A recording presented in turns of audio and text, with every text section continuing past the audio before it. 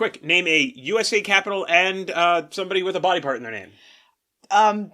Roxy Hart and Hartford. All right, I guess you did it. But those are really random categories. Well, this is a snap review for a game about everything ever. Literally. Everything Ever is a party game designed by Nathan Thornton and published by Floodgate Games. The box says it's the party game you've been preparing for your whole life. It's for 2 to 10 players ages 12 and up to play in about 20 minutes. So, Anisha, let's talk about the art in Everything Ever. Party games aren't exactly known for great art, but these visual elements designed by Danielle Delay stand out. Each of these 250 category cards has a unique illustration. They're fairly simple line drawings, but they definitely give visual interest, and sometimes get your mind going in a specific direction. What about that direction? What are the mechanics of Everything Ever? This is basically a name stuff as quickly as possible game, like Anomia or Tapple. Each player starts with 3 cards in their hand. On the table is a relatively small draw deck, and 2 cards face up. After choosing a player to go first, turns go clockwise around the table. On your turn, name something that fits the category on one of the face-up cards, and then something else that fits the category on the other card. Obviously, these should be things that no one else has said for that category. Like the example we gave at the beginning with, Hartford and Roxy Hart. But you have to do it quickly. You only have 10 seconds. If you can't think of something for a category, you have 2 options. You can either change the category by placing a card from your hand on top of it, or you can take a penalty. The current category and any cards stacked underneath it. If you take a penalty, flip the top card from the deck to make a new category. But what if I can come up with a single thing that fits both categories? Like animated TV show and fictional dog, Bluey! Who doesn't like Bluey? But anyway, you get a bonus. You may either discard one of your penalty cards or draw a card from the deck to add to your hand. If you choose to draw, you also play a third category out onto the table, making the game harder for everyone. At least until someone takes a penalty and brings it back to 2 categories again. But what if someone names something that doesn't fit, or they're gaming the system with multiple very similar answers? Then another player can play a judge card on them, warning them to watch yourself. On a second offense, flip the judge card to "You're out of order." The offending player takes a penalty, and all judge cards around the table are returned to their owners. The game ends when someone takes a penalty, but there aren't any cards left in the deck. The player with the fewest penalty cards wins.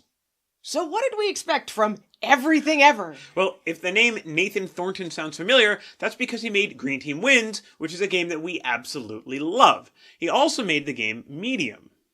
So we expected this would be another fun and family-friendly party game. I really liked the portability of it. This game is nothing but cards, and you don't even need the whole box to play. You can just grab a stack of cards and go. That's something I really appreciate about this game for sure. It's not like, certain cards are for certain parts of the table or certain situations, so you have to do setup or anything. No, you can just grab a stack of cards and they're all one deck and you just go. But there were some things that surprised us about this game. Do you want to talk about that? The biggest surprise for me was the need to be mean and enforce the 10-second countdown. If you don't, the game can drag on forever, and then it's not fun. It really needs a 10 or 15 second timer included, something like a Tapple where you could quickly reset it for the next person. Our games always took a lot longer than 20 minutes, even at just 2 players. I totally agree on this. And if you want this game to keep feeling fast-paced, even a digital timer like on your phone, it just doesn't work because there's pushing and resetting. I'd rather have a quick sand timer or something physical to it. I realize that the whole point of this is that it's quick and easy and you can grab stuff, but it really would help moving things along. I was also surprised at how different this game felt as soon as we got mean. The game felt like it was dragging, and then we said, you know what, we just need to speed this up, and immediately everything just felt way more fun. Obviously it was faster, but it actually improved the entire gaming experience. But for me, it was really stressful to have to be vicious like that and enforce a time limit.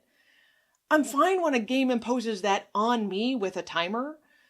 Please don't make me be the arbitrator of who is taking too long.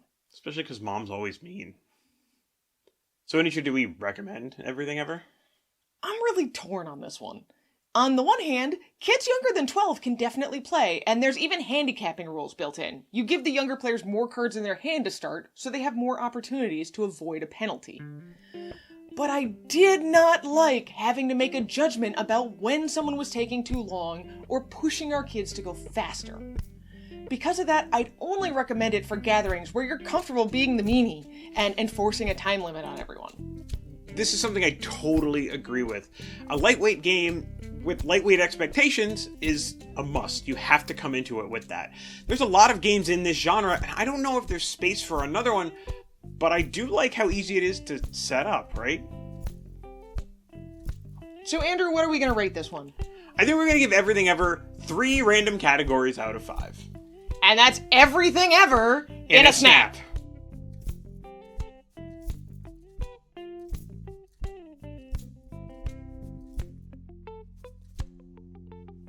We expect from Everything Ever. Well, if the name... One more time.